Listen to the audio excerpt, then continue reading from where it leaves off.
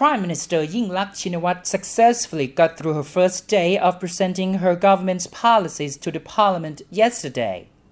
She appeared soft and gentle while reading the policy statement and managed well the reading of the 2-hour, 44-page statement.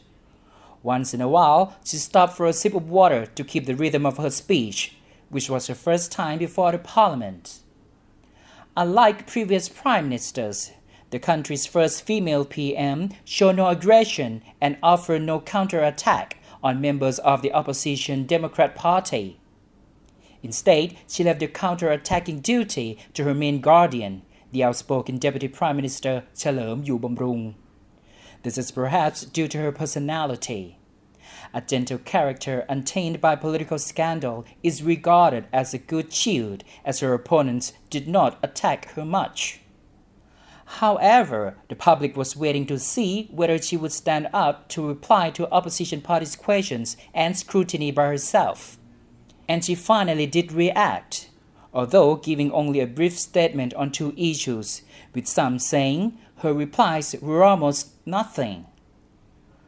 A political novice who is described by her brother, the fugitive ex-premier Thaksin Shinawatra, as his clone.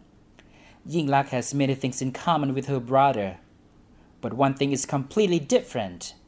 Yingluck does not speak as much as her brother. This is sometimes a good qualification for a prime minister, but at others, the public will want to know about her thoughts or ideas in detail. Since the premier took office, she has been criticized for failing to give the media clear answers, instead seeming to avoid answering questions.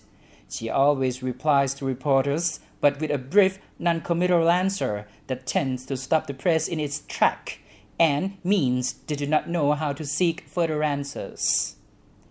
Most of her replies have been along the lines of, everything goes in line with the prescribed procedures, let the involved people or agencies answer the questions or give the details, it involves details, we need to look into it, or let us hear it in the parliament.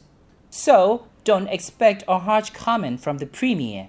This is perhaps another good qualification for a country's leader. Former Prime Minister Abhisit Vejjajiwa's political assets is his talent for speaking.